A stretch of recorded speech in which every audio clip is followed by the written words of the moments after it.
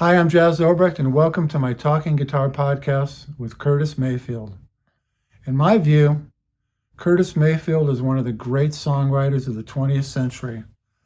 I mean, just check out some of the stuff he did. If you look at this 2 CD set, Curtis Mayfield in the Impressions, the anthology, Gypsy Woman, It's All Right, I'm So Proud, Keep On Pushing, Amen, People Get Ready, Woman's Got Soul, Move On Up, and the really socially relevant songs Superfly and Pusher Man. His songs became part of the heartbeat of Black America and became part of the soundtrack for the lives of countless listeners, including me. Like Bob Marley, Curtis Mayfield excelled at creating music that was equally suited for the prison yard and the cathedral. He created influential and very exquisite guitar style using a unique tuning of F sharp, A sharp, C sharp, F sharp, A sharp, and F sharp from low to high. If you listen to Jimi Hendrix's beautiful song Little Wing, it's a veritable textbook of Curtis Mayfieldisms on the guitar. Curtis had a very successful career, and then tragedy struck in August 1990 when a windblown piece of lighting scaffolding fell and hit him and paralyzed him from the waist down. He's pretty much spent the rest of his life in bed. 6 years later, Curtis released New World Order, which was his first album of new songs since his accident. He could no longer play guitar, and he recorded his vocals line by line while lying on his back. His lyrics, though, stayed true to his lifelong message of acceptance and love. The interview you're about to hear took place on August 30th, 1996. Here's Curtis.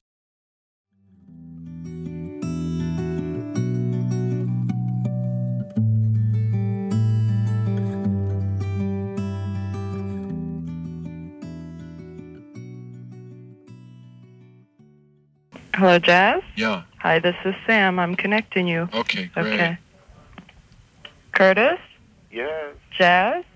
Hey, Curtis. Hello, Jazz. Okay. How you doing? I'm fine, sir. How about yourself? I'm doing good, man. This is the most beautiful album I've heard in a long time. It's so inspirational. Oh, well, thank you so much, man. That song, New World Order, I keep hearing it even in my dreams. Oh, gosh. Wow. Oh, well, that you just made my day. And Miss Martha? Wow, I wish I knew her. Man, oh man. Oh, well, that's fantastic. I'm getting really good vibes on this album, it seems. Oh, there's so much heart in it, so much healing. It's astounding. Well, thank you so much, Jazz. Yeah. Whew. How did it... This article is going to be for the guitar book? Guitar Player Magazine. Uh-huh. Yeah. Oh, gosh, okay. Sure. Well, that's the only part I guess I'll never be able to bring back is my axe, you know. Yeah. But I was fortunate to, in some of this music, I used my old guitarist, Gary Thompson. Yeah. And who's doing all that little wah-wah effects in the New World Order. Yeah. Now, is his name... a great sound. Is his name Mario or Gary? Well, it's Mario Thomas. Uh-huh. We all call him Gary. I think it's both. Oh, that's great. Did you give him direction and what kind of sound you wanted to hear on the songs he played? Yeah, I usually always, let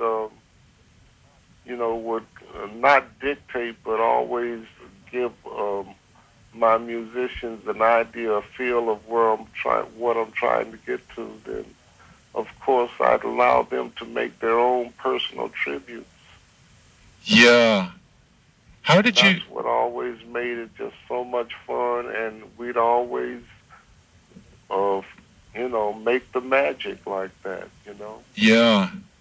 And then the singers on the record, I don't think I've heard Mavis sound so good. Can you believe that Mavis came in? I think she was here an hour.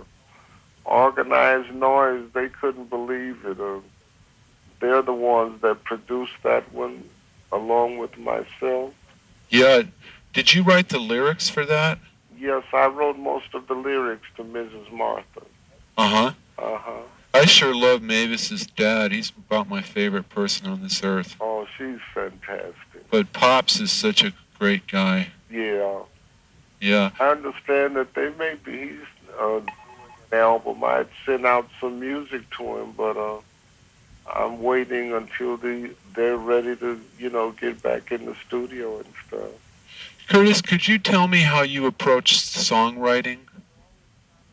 Did you? Well, it kind of comes natural for me, Jazz. Or I always say that if you want to write a song, have a heart-to-heart talk with somebody.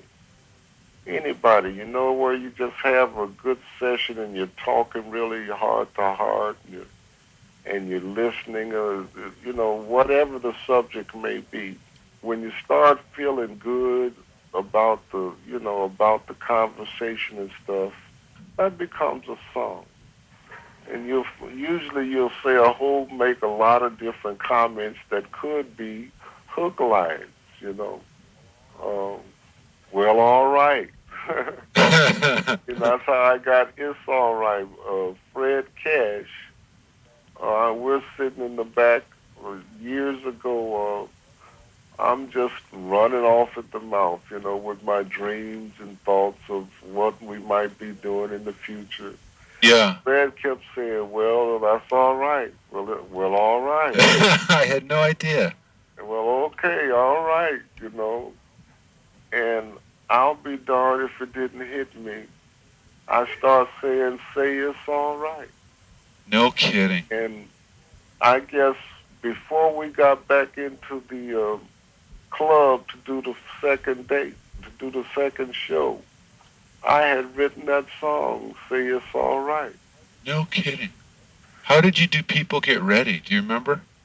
Well, I can't quite remember, but that had to be, all of those words really come from the inspiration of the church and different sermons, And I guess I was just in a spiritual mode when I put that together, and it just all come together properly, You really seem to use music as a positive healing force.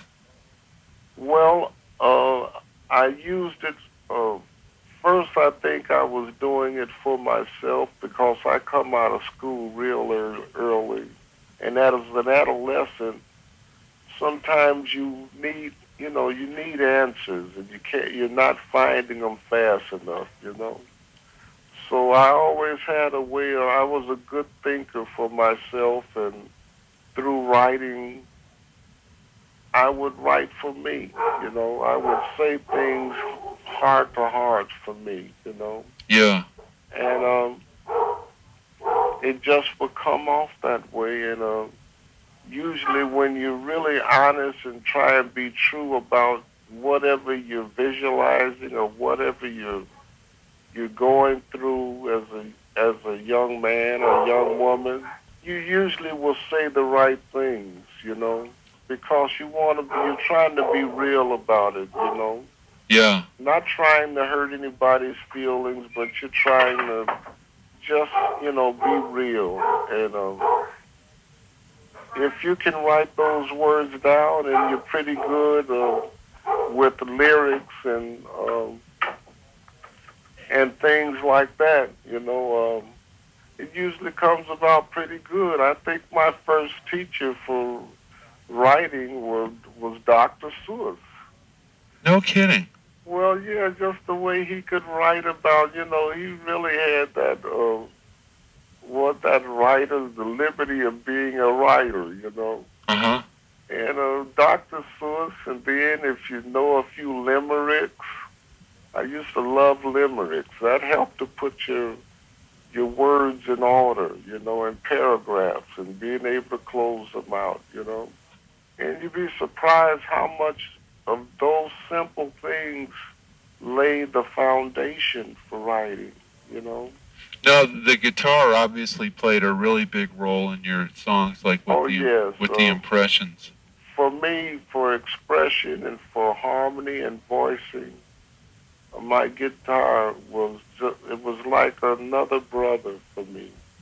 And well, I still mourn my guitar to this day. Yeah. But gosh, yeah, I could, when I had nothing else to turn to, I could always turn to my axe. And it was just me and my guitar. I slept with my guitar. Even when we were on the road and I was a young kid, it was me and my guitar.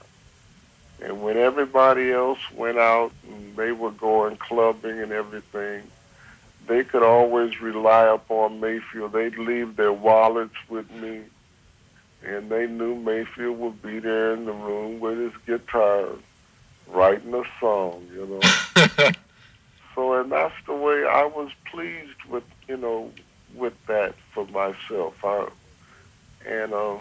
So it gave me plenty of time for thinking, and looked like my mind was always going, or you always want to know the whys and what fors and whens and yeah, how comes, and and so you start putting them together, with a little bit of visualizing and a lot of observancing and listening to the old folks and a little bit of church.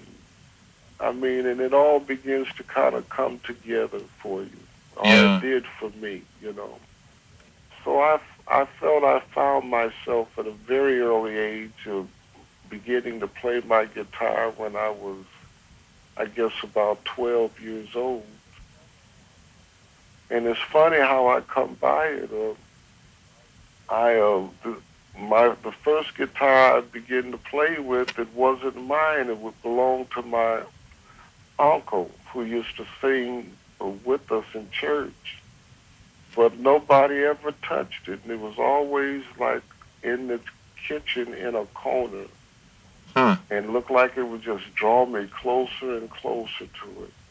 Well, I finally went to pick it up.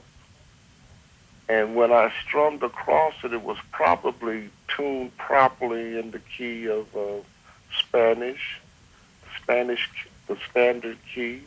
But I used to play on the piano, boogie woogie, the boogie woogie. And subconsciously, I retuned it to the key of F sharp. Interesting. And of That course, lays easier on the not piano. ever having had lessons or anything. That way, when I strummed across it, it gave me a chord. And the chord I found out later in my life was the key of F sharp. And of course, that's how I learned to play my guitar.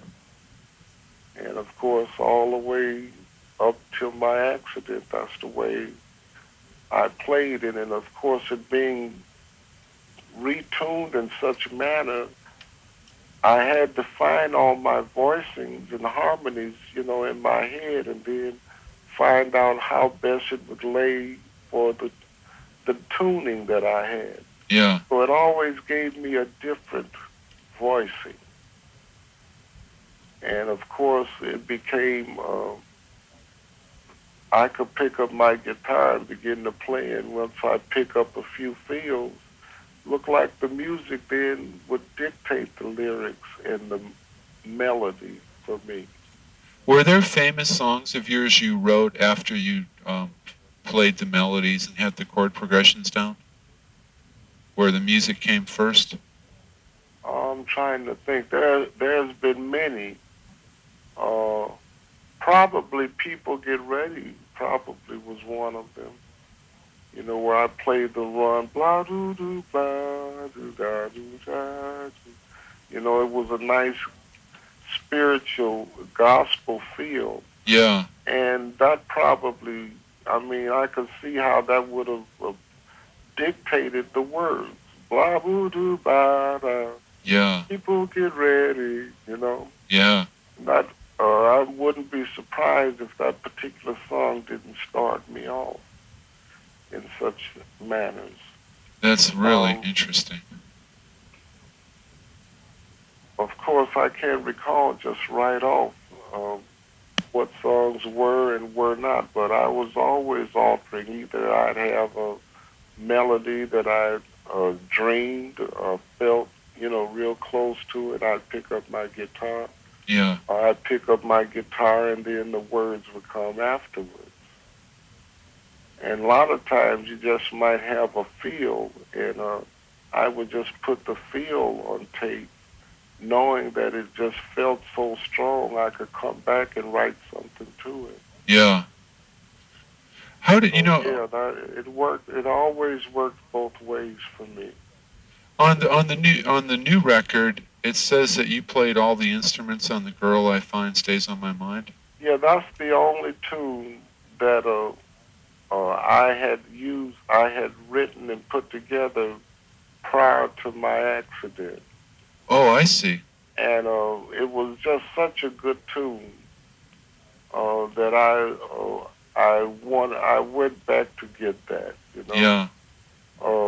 and it was that one of those kind of tunes. If you notice, I did not use any drums in the song at all. I just and the only when I laid the track down, I just used me and the guitarist, and then I took a keyboard, Buzzy Amato. He used to play a piano keyboard for me, and he has such a nice jazz feel. He played those the fingers and stuff. And then everything else, I went to the modules just for my own feel of the song. Now, the stuff on this, your voice on the record, Curtis, sounds just as beautiful as it did in the '60s. Well, thank you so much. It probably has a lot to do with my not being able to hit them highs anymore like I used to. So I had to regulate myself, understanding, what I could do and understanding my own limitations. Were you able to sing a song straight through, or was it put together? No, I could. I couldn't sing anything straight through simply because my lungs aren't that strong anymore. But of course, having you know been a musician and a singer for so long in the business, it was quite easy for me to do partial pieces and then punch myself right back in to finish it up. I had problems when I would try and start from one end of the verse. It would start out strong, but come the ending of the sentence, I'd run out of air. So I did have to break up a lot of things. Boy, it's seamless. You could never tell. Well, thank you so much. Did you use a computer for any of this? For well, the kids nowadays they do for I Believe in You. That was all put into the computer, and parts. We used a couple of other songs. Back to Living Again. That was something we put into the computer. But then after I wrote the song, I sent it to Narda so he could just put it together for a good feel. Yeah. But yes, some of the things I had an assistant who would bring songs, bring ideas, and I would, in respect, take the idea and be able to write the lyric and melody to it. Do you write lyrics onto tape recorder? Uh, if I got a song, now this is the way I'll do it. If I got a song, I'll listen to the song. I must feel inspired I want to feel inspired to do it, or I won't just make a hard effort to just write for no reason. But if I'm inspired and something comes to mind that feels good, I'll begin to, and if I can find a good melody that makes me feel good, I'll lay the melody down first, as though I'm singing the song, but it'll be just melody as how I feel it to fit with the music.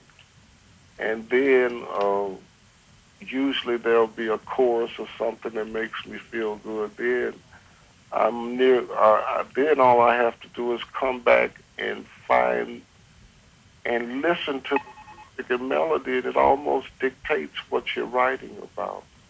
Do you think songs are gifts from God? I think, yes, I guess it would be. It's a gift from God, but it's a gift from mankind. Man comes from God, I suppose. So we could definitely show that he helped us out. Curtis, have you ever thought about writing an autobiography, or have you done that? Well, not really. Only short things, for a promo. Is it something you've ever considered doing? Well, we've talked around that a few times of, maybe doing a Curtis Mayfield story and stuff. Yeah. And I don't think so. When I really look at my life, and it's been a good life, well, I always say every 10 years is another life. And I like the mystique of Curtis Mayfield. I don't think it's necessary that one has to know everything about a man or a person, woman, and usually it's better if they don't, because then they don't, you can't typecast, you can't put them in a box, you can't label them. Yeah. You love them for who they are, or who they were, and but it seems whatever like good there was in the man or woman continue on. But it seems like you have such a strong message of hope and faith. Well, my autobiography is much better when someone else speaks well of me. Yeah. Then, I'm only human. I'd rather be, live the kind of life that hopefully people will respect. Yeah. And let my music and my lifestyle be what people found pleasure and peace in.